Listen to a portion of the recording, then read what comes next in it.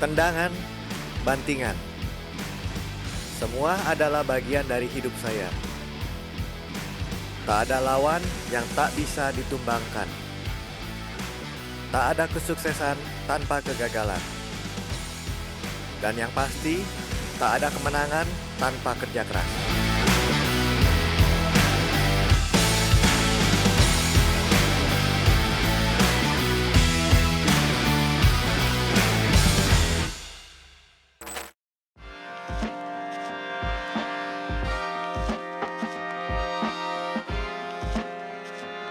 Saya Rama Supandi. Saya atlet MMA Indonesia. Banyak yang memanggil saya sebagai Hellboy.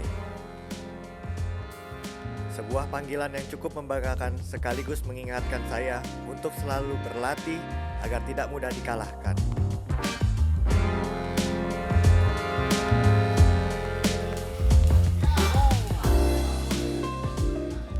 Saya menyukai olahraga bela diri sejak saya masih belia. Dulu saya mendalami taekwondo, sampai akhirnya saya mencoba untuk menggeluti dunia mixed martial art atau yang kita sebut MMA pada tahun 2010. Saya pertama kali bertemu dengan Coach Max Metino, sang legenda MMA Indonesia, karena dikenalkan oleh pelatih saya di taekwondo dulu. Saya kemudian bergabung dengan Warrior Fight Camp dan dilatih langsung oleh Coach Max Metino.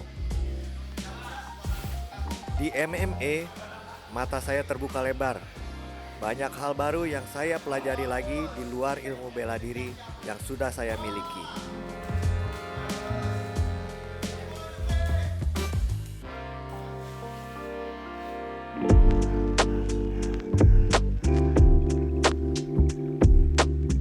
Ternyata, pengetahuan saya tentang ilmu bela diri masih sangat minim. Saya berlatih secara teratur dan terus menambah kemampuan saya. Saat itu, saya berpikir MMA hanya sebagai hobi belaka. Hingga pada suatu waktu di tahun 2016, saya mencoba mengikuti audisi pertarungan One Pride yang dilakukan oleh salah satu stasiun televisi swasta di Jakarta. Tak ada persiapan khusus yang saya lakukan untuk mengikuti seleksi tersebut. Mana supporternya Rama Supandi? Hitung-hitung latihanlah, pikir saya pada saat itu.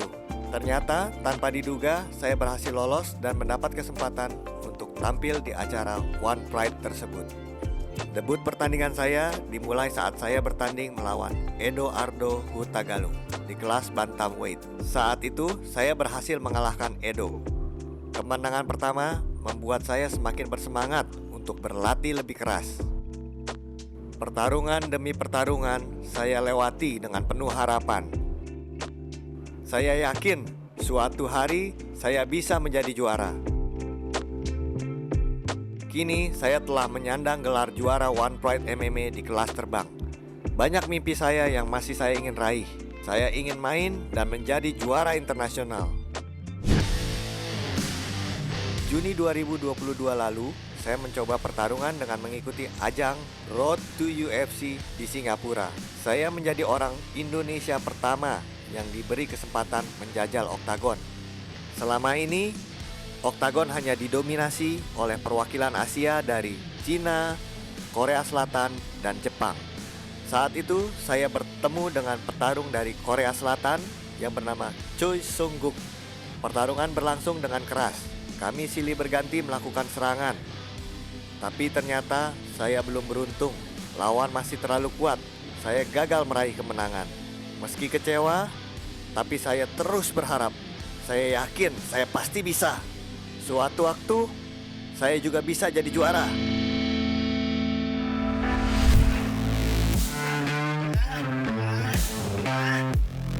Oktober lalu, saya mencoba mengikuti kejuaraan grappling internasional di Amerika.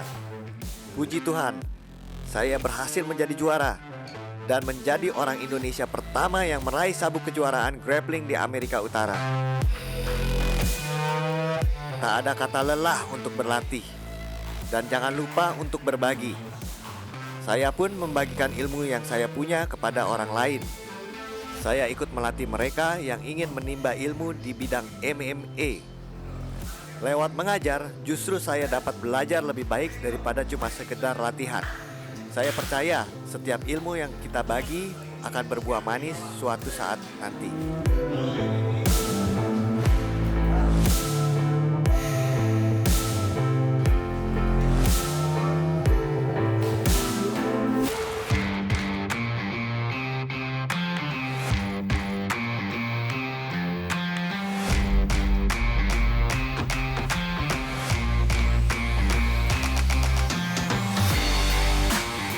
Jadi waktu gua dulu SMA, gua itu memang udah tertarik dari dulu soal bela diri. Karena gua dulu demen banget nonton film action, film-film Mandarin lah, film-film Cina. Dan akhirnya gua minta tuh sama orang tua gua, gua pengen latihan bela diri. Akhirnya latihan lah taekwondo dulu. Dan akhirnya sampai sabuk merah. Terakhir gua sampai sabuk merah. Nah, sabang gua itu dia dulu pernah latihan MMA sama Coach Max Metino. Ya, akhirnya gua diajak sama sabam gua untuk berlatih MMA sama Prof Max. Nah, itu kejadiannya pas lagi gua udah lulus SMA ya, sekitar 2010.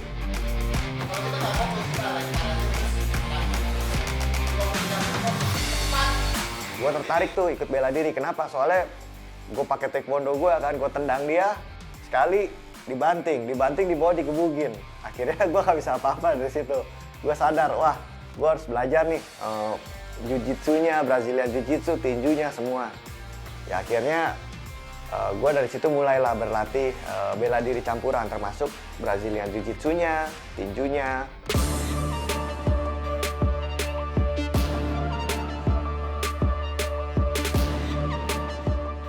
Rama ini saat itu berlatih taekwondo, ya. Salah satu guru dari Rama itu murid saya. Jadi salah satu black belt taekwondo itu berlatih dengan saya. Dia mengajak Rama untuk berlatih dengan saya untuk berlatih Brazilian Jiu-Jitsu dan berlatih mixed martial art tahun 2010. Nah, waktu Rama datang, saya nggak ngelihat apa-apa dari diri dia awalnya, karena dia kalau begitu pada saat sesi sparring dia paling sering kalah.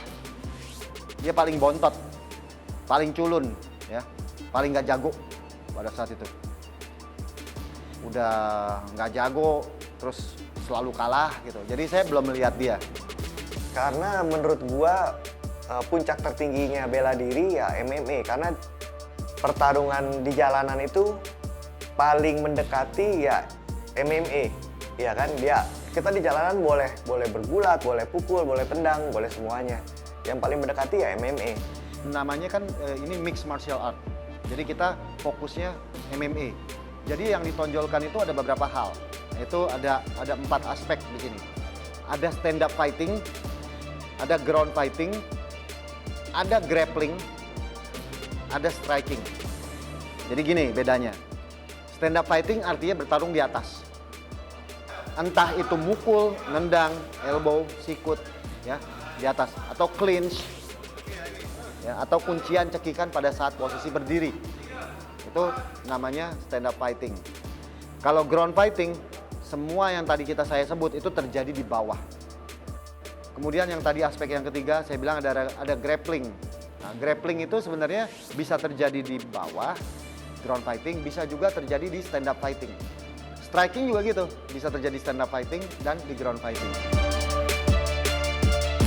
Dulu pas itu sambil kuliah. Memang pada awalnya sih kita nggak biasa ya, latihan terus kuliah itu kadang-kadang capek banget. Cuman karena memang gue suka, jadinya akhirnya nggak terlalu berasa capek. Jadi ya gue jalanin aja. Nanti lama-lama juga akhirnya yang pelajaran yang gua terima dari Coach Max itu akhirnya lama-lama jadi satu juga sama badan. Jadi kalau pas lagi gua sparring ataupun gua bertanding itu dia jadi alam bawah sadar gua. Nah itu yang paling penting. Yang paling penting ya drilling. Lakukan sepenuh hati, jangan kasih saya ampun. Pada saat saya pukul, saya banting, saya cekik, saya kunci, dia masih semangat lagi. Bangun, bangkit lagi, semangat lagi.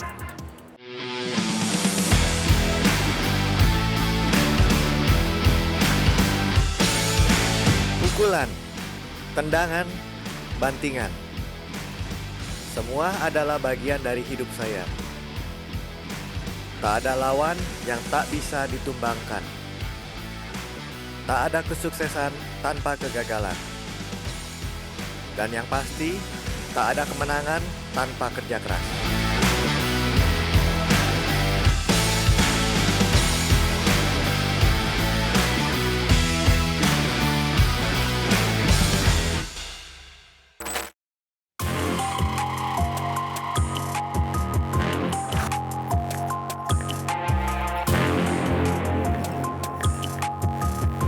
Gue suka bela diri dari kecil dan ini passion gue. Dan yang paling penting gue belajar banyak dari soal bela diri. Gimana caranya gue harus bersikap, gimana gue punya mental yang gigih. Untuk semua atlet, terutama yang pendatang baru, rata-rata itu orang membutuhkan 2 tahun untuk mematangkan basicnya. Untuk pengetahuan dasarnya. Dia udah berlatih setahun 2 tahun, ya, dia konsisten berlatih terus, ya, rajin, dia selalu hadir. Saya ngelihat, wah ini anaknya rajin. Sampai suatu saat ada kesempatan saya sparring sama dia, ya. Dia bilang sama saya, lakukan sepenuh hati, jangan kasih saya ampun. Saya kunci, dia masih semangat lagi, bangun bangkit lagi, semangat lagi. Jadi anak ini sebenarnya yang minta bahwa dirinya jangan dimanja. Dia minta tolong didik saya dengan keras gitu. Nah di situ saya melihat bahwa anak ini punya semangat, punya niat, punya dedikasi, ya, konsisten. Nah ini yang menentukan orang jadi juara. Jadi bukan hanya bakat saja. Rama nih malah paling belakang pada saat itu.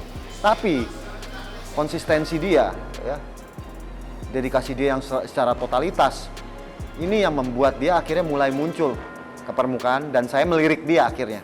Pelatih dan murid itu kan bukan cuma soal latihan, tapi juga soal kepercayaan. Ya kalau pelatih dan muridnya itu dekat dan bisa saling percaya, otomatis juga untuk perkembangan si atletnya sendiri, muridnya juga pasti lebih bagus ya. Begitu latihan, ternyata orangnya sangat humble sekali dan sepemikiran dengan saya. Jadi dia orang yang belajar dari bela diri, bukan cuma jago doang, tapi dia memiliki sifat yang baik gitu ya dari bela diri. Jadi dia bukan cuman latihan untuk mengalahkan orang lain, tapi dia juga belajar untuk bersikap gimana caranya untuk menjadi seorang warrior.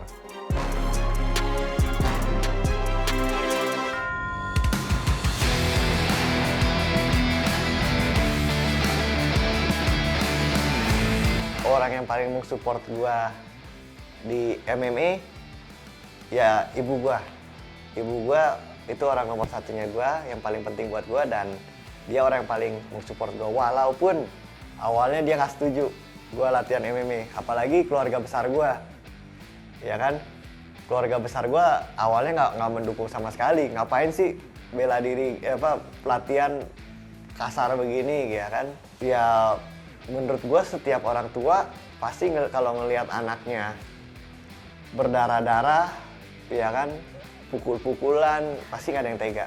Dukungan tidak hanya datang dari tim, tapi dari orang terdekat mereka, ya, keluarga mereka, dalam lingkungan pekerjaan mereka, lingkungan sosial di rumah mereka, dan lain-lain itu menjadi support system. Daily life gue sih sebenarnya cukup simpel. Ya pagi gue bangun seperti biasa, gue sarapan.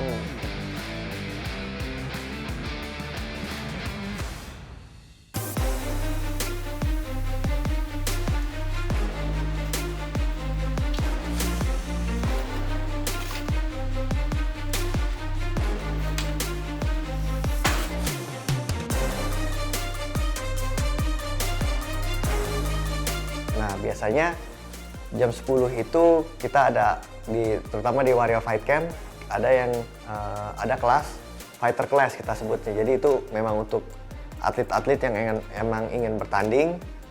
Nah, kita persiapan bersama biasa jam 10 sampai jam 12. Nah, di situ setelah sampai jam 12 akhirnya gue break, gue istirahat dulu, kemudian Nah, sesi sorenya terserah, gue bisa latihan jam 3, kadang-kadang gue nge-gym, latihan strength conditioning, atau mungkin gue latihan boxing, atau gue cardio sendiri, ya itu bermacam-macam. Nah itu sampai sore, sampai malam, baru gue pulang ke rumah.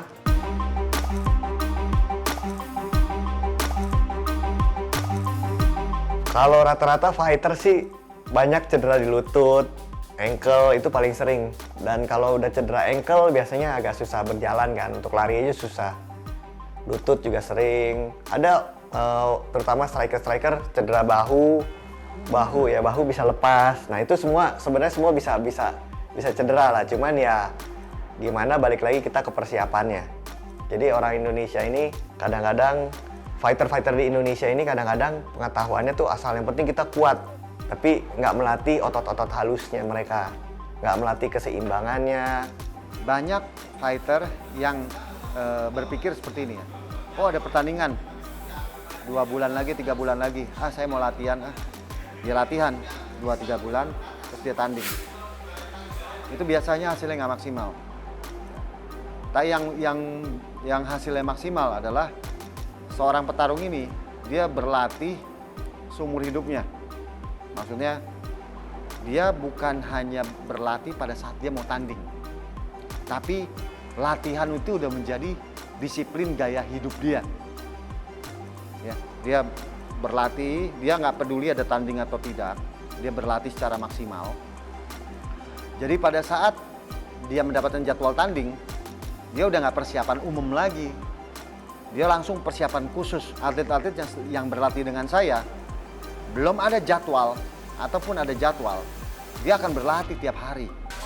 Itu adalah bentuk komitmen, dedikasi, konsistensi, dan semangat dari niat dari para petarung itu yang membuat dia bagaimana bisa menjadi seorang juara.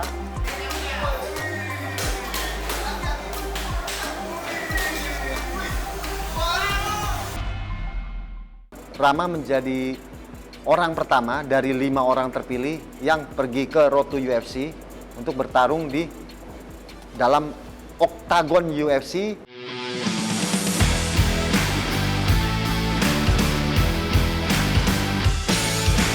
Pukulan, tendangan, bantingan.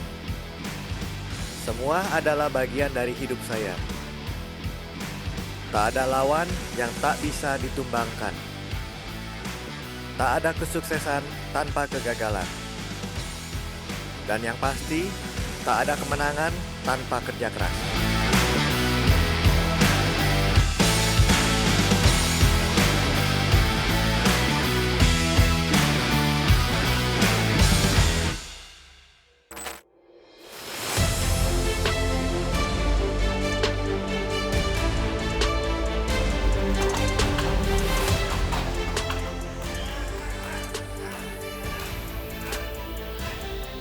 Pada saat gue capek banget, gue udah mau berhenti untuk latihan MMA, gue cuma inget, oh yang hidup yang lagi gue jalanin ini nih, itu bukan yang gue pikiran nanti ke depannya gimana-gimana. Menurut gue itu cukup efektif buat gue. Kenapa? Karena sampai saat ini gue masih semangat untuk berlatih terus dan untuk berkembang terus di dunia MMA. Saya pernah mengalami, kita sebutnya mental breakdown kali ya, itu udah pernah 2 kali. Jadi saya pernah berpikir, wah ini karir gue gimana, gini. Tapi ya insya Allah sampai sekarang gue masih diberi kesehatan dan kesempatan untuk latihan, untuk bertanding. Itu menurut gue suatu berkah yang nggak bisa ditolak ukur dengan uang. Ini memang sangat menjadi hal yang paling meresahkan semua pelatih ya. Pada saat fighter udah siap secara fisik, ya. Tapi ternyata dia banyak pikiran dia. Nah itu yang harus dibenahi dulu sebenarnya, ya. Problem-problem mereka. Bagaimana mereka bisa berlatih dengan tenang kalau mereka masih memikirkan hal-hal yang membebani mereka. Jadi saya melakukan pembicaraan dengan para petarung saya mengobrol dengan mereka. Saya memastikan bahwa mereka kondisi mentalnya dalam kondisi yang baik.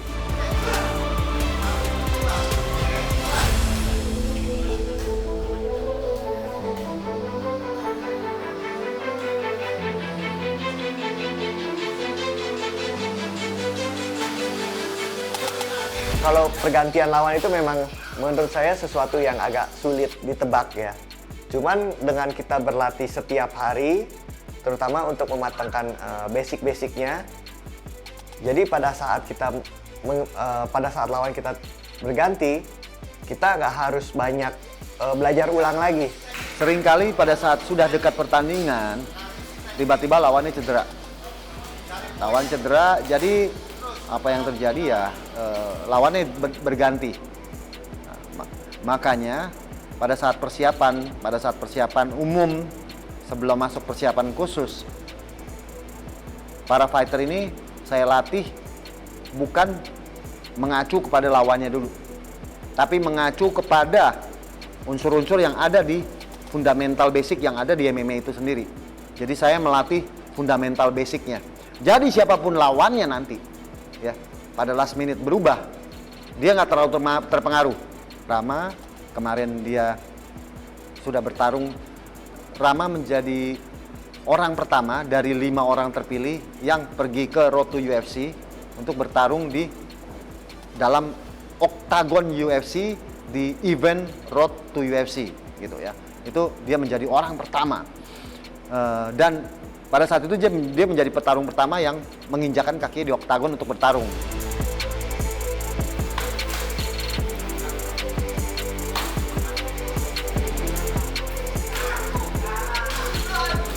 Jujur aja pada saat itu ya, saya ngeliat teman-teman saya, kita bilang semua percaya diri, wah percaya diri. Tapi jujur kita sebagai fighter Indonesia itu masih ada rasa grogi untuk berhadapan terutama dengan orang luar.